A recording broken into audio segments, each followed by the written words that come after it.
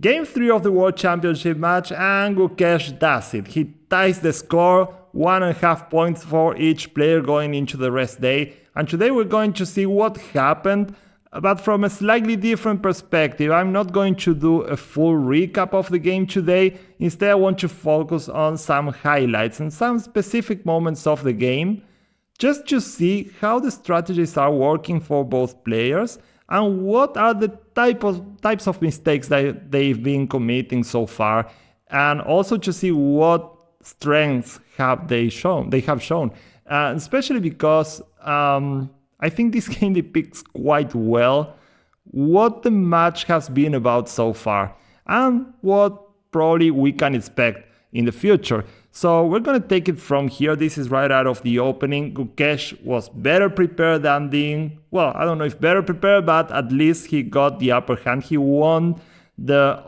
opening battle, and not because Ding is doing badly at this point, but he has a very tough problem to solve with this bishop on c2 that almost gets trapped here. I mean, the idea was rook c1, and if bishop e4, the bishop would just get trapped. And it took Ding quite a lot of time to maybe not find a way out, maybe just remember his prep or something. But here he plays a very good move. He just played rook g8, and the thing is that bishop is going out of c2 with this nice counterattack with g5. So if Gukesh retrieves the bishop to e3, this bishop can go back to e4, h7, probably the bishop will end up on h7 anyway. And it's a rich position with chances for both sides, probably. So rook g8 was an excellent move, and Ding found a way out. And Gukesh plays a very, very ambitious move here, which is also extremely committal. And this is the type of chance that Ding is going to get in this match, because this is almost a flashback to game 1. In that game, as you might recall, Gukesh played this f5 that left the pawn on e5 quite weak, and Ding could put pressure on that center after that. So you see Gukesh in playing so aggressively, kind of overextends sometimes, and that's what Ding has been exploiting, and he did quite well in game 1. And I'm sure he, at this point, was very happy to see g5, knight h5. And what's the problem for white? Well, that this pawn has gone a little bit too far. After bishop h2, the knight might go back to g7, and these two squares are in black's hands now, and the pawn g5 might become a target if the knight gets to e6, for example, hitting g5, hitting the pawn on d4. Now the bishop can come back to f5, so that bishop is not nearly in as much danger as it was before g5. So, well, we're going to make some quick moves so we get to the other important moment in the game, knight g7, bishop g3. And now this is the pivotal moment of the game, and Ding has been doing quite well. I mean, we were all thinking probably maybe he wins the second game with the black pieces, that he'll be winning this match, because he's clearly outmaneuvering Gukesh to some extent here. I don't know if clearly, but he's getting what he wanted. It really seemed like it was going to be a similar path to game 1, where he got the upper hand with some accurate positional play. And if he gets something like getting the bishop back to e6, put the knight on f5, then white's pawns are all over the place. This is too advanced. Ding has the h file. He could put pressure on d4. These pawns are still weak in the long run. So Gukesh knew that he had to play actively, and that's why he went f3, and the intention is clearly e4. And here Ding makes the biggest mistake. Well, I'm gonna call it the second biggest mistake in this game, because the first one was to get so low on time.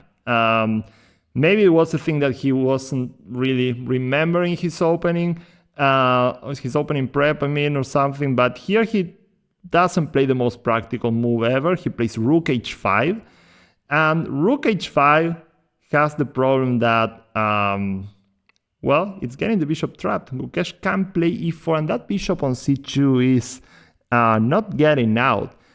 Granted, there is some counterplay. There's knight e6 attacking d4, and maybe Ding can give this bishop away for some pawns, but he's clearly only fighting for 2 results after this. Either it's going to be a hard-fought draw, hard-fought from his perspective, or he's just going to lose. And he's so down on time that it gets too critical from here. Rook h5 has to be calculated extensively, and he didn't have time to do it. So it's a good question why he didn't focus more on some way of getting this bishop out of here. For example, bishop e7. And in the press conference, Ding said that he had calculated rook c1, bishop f5, e4, and that he found this very annoying. Maybe if he had spent a little bit more time, he would have found ways to defend here. It's not so terrible after all, apparently. One can get that after bishop e6, e takes d5, he might be feeling uncomfortable about the c file. But at the same time, white's pawns are completely destroyed after this. So white is making huge commitment. Ding saw up to here, bishop takes, knight takes, d5, c takes d5, rook c7. And then he said that that he thought he was in trouble here after knight e6, rook takes b7. Bishop b5 is coming. But in reality, there's a6, apparently, and these pawns are falling apart. Complex situation. I mean, it wasn't obvious. It's hard to allow a rook into c7, I know. But it still looks way less critical than getting the bishop trapped. And he has so much counterplay against those horrible pawns that are just left all over the place. And this is a terrible pawn structure.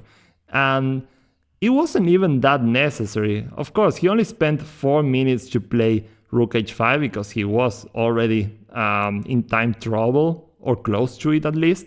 So it's no wonder that he didn't have more time to examine other variations. And for example, I don't know if he completely neglected c takes d. I'm sure he at least tried to see something quickly here, and he might have been annoyed by the move knight b5 because of the opportunity of the fork, the rook coming again. But again, there are a lot of weaknesses, and you can just play king f8 because the rook on h8 is not actually trapped. I mean, this is not as terrible as it looks. The rook is actually developed on the h-file. It controls the h-file, it can jump in at any moment, as he did in the game. And after king f8 is clearly better. The knight is coming to f5. I don't know how white is going to deal with all these pawns. After knight f5, we attack not g5, but the pawn on d4. This is already under attack to some extent. So white is in huge trouble. Knight c7 would just go rook d8 or something like that, and I think we're completely fine. Rook c7, we might just counterattack with knight f5, or we'll have to calculate if bishop takes g5 is good enough, which it probably is. So yeah, Ding just didn't employ that much time on these lines apparently, because, well, he had to calculate rook h5 if he was going for this, but having 30 minutes on the clock and trying to calculate everything after rook h5 is kind of impractical to some extent. It's hard to criticize the decision of a world champion, but he was in some trouble already with the clock. But I think this is something that probably worries Ding and his team. I mean, how to handle these situations because he's getting low on the clock. And sometimes this has happened to him in the last in these last times where he was having trouble.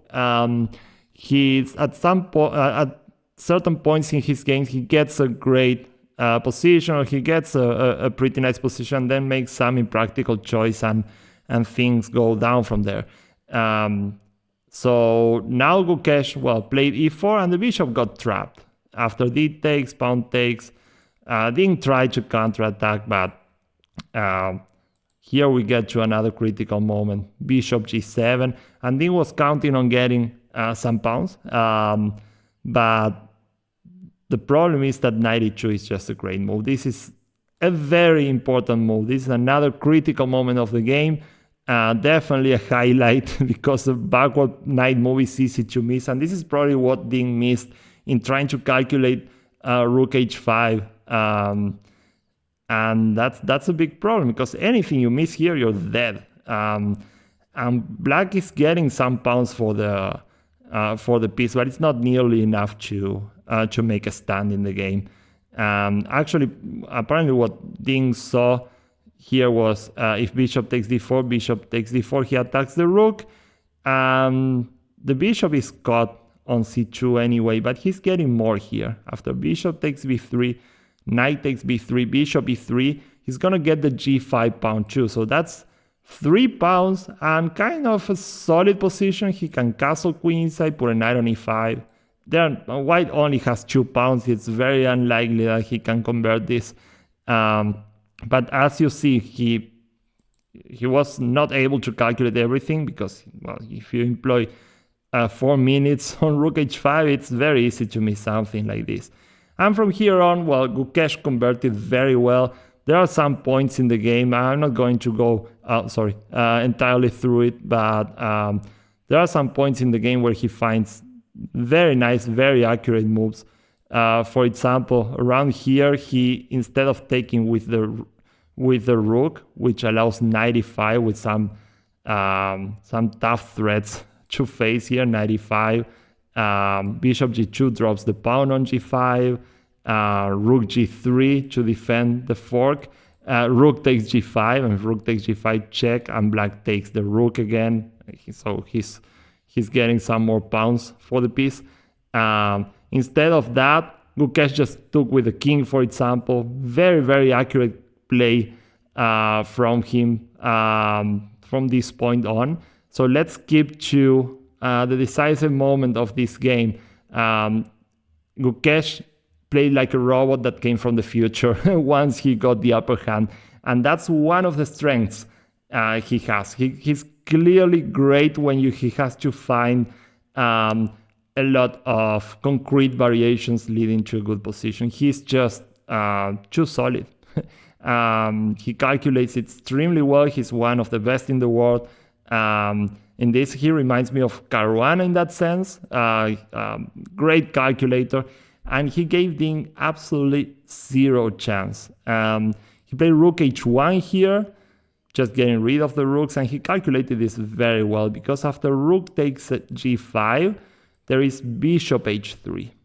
Ding had to take here, but he had a minute. I mean, this is very tough, because rook takes h1 really looks hopeless, and it probably is, but he could put up some more resistance. Rook takes g5 ends up losing. He has 9 seconds after this move, and Gukesh didn't miss anything. There's bishop h3 coming. The rook has nowhere to go. If he goes to d8, there's bishop h4 with skewer there. So after bishop h3, f5, this is what Ding had in mind. But Gukesh had seen it all. Bishop f4, rook h5, and Ding lost. I don't know if he lost on time or he resigned, but he lost anyway. And the thing is, Gukesh had a winning blow here. If you want to try to find it, it's bishop takes f5. Bishop takes f5, rook takes h1, and the main point is that we have this bishop takes d7 check as an intermediate move, and then we capture the rook that's hanging on h1. So Gukesh will be up a rook in the end. So quite intense game. This game really showed the weaknesses and the strengths of both players so far in the match. And Ding is getting chances, clearly. Gukesh has been playing really aggressively with the white pieces, and sometimes he's leaving some squares and making some questionable decisions in pushing pawns. For example, this g5 in this game, and in the French defense, that f5 that he played also weakened his pawn structure a lot, and Ding, in that case, capitalized. At the same time, Gukesh is a great calculator. When he had to convert a position, he played flawlessly in this game. And of course, the preparation is great for both players, but Gukesh has shown that his prep is very deep. In this game, he got a great lead on the clock because of that. And from the standpoint of Ding Liren, what's kind of worrying is this type of decisions when he already kind of had outmaneuvered his opponent. That rook h5 wasn't practically great, and it was just too demanding of a move to play quickly, and he had to play quickly, unfortunately. So what's to come, who knows? And this is wide open. Every player has their claims to having a great shot at winning this match. So far, it's no secret if you've seen my previous videos, I've been a fan of the strategy that Ding has employed so far, and I think it's been working quite well. After g5 in this game, I thought he was getting the upper hand, honestly, but well, after that he made a just too sharp of a decision in a situation where he wasn't in a position to play in that way. It was kind of a gamble, but well, clearly he was feeling uncomfortable with the position. This is the recap. I'm gonna see you on the Nets analysis. Tomorrow is a rest day, so there won't be a video on this at least. We're still going to make more recaps of the games to come. So thanks a lot for watching, and if you like the content, subscribe to my channel, leave a like. I will see you on our next video. Thanks a lot.